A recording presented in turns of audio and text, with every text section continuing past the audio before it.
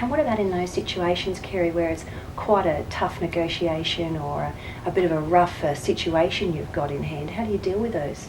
Well, I certainly try to keep my head and avoid getting angry, because I'm a lot more logical when I'm not angry.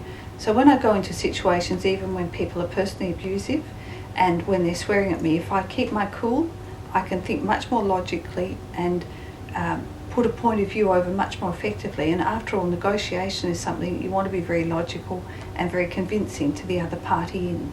So I've always tried to be very balanced and keep my cool.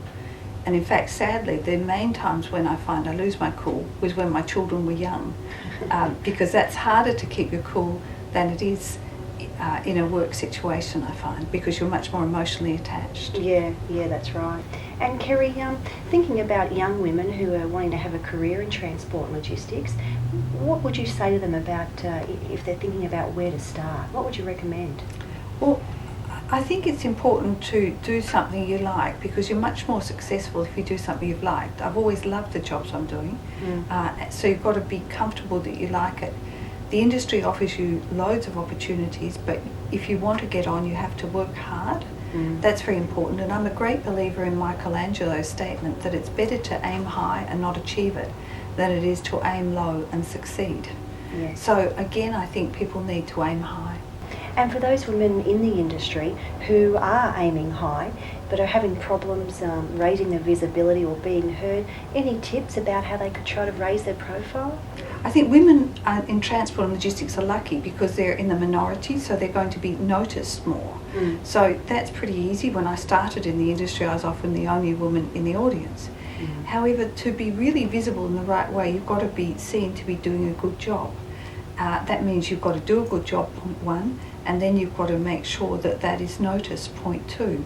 That's a problem that everyone experiences. I remember once being very frustrated when I expressed to a former boss that I was annoyed that not only did you have to do a good job, but you had to tell people.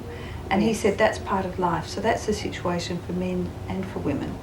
But women start quite well placed because it's easier to be visible, but they certainly need to do a good job, and they need to work out ways of telling people about the job they're doing.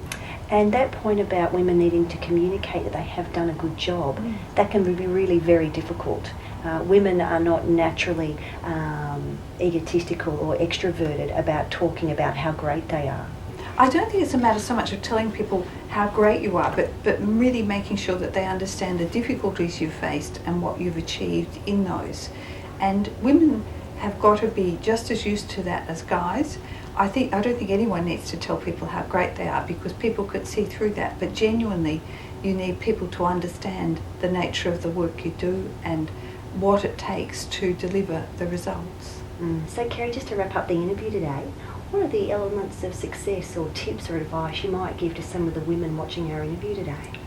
Well, you have to be very positive and believe in yourself. Lou Tice used to say, if you believe you're going to succeed, you will, because you'll look for ways around obstacles or over them.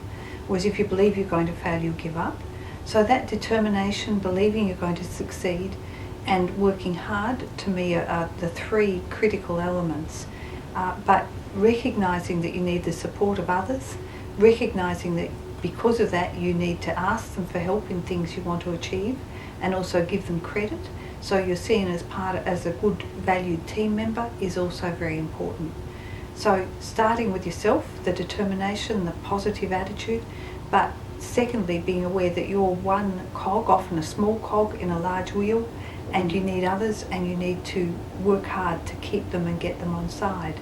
So it's very important, I think, to be aware of the importance of others in any success. Yeah, well, that's great advice, Kerry, and can I say again, thank you so much for the interview today. It's really appreciated, and all the best in London. It's a pleasure to meet with you again. Thank you. Thanks, Kerry.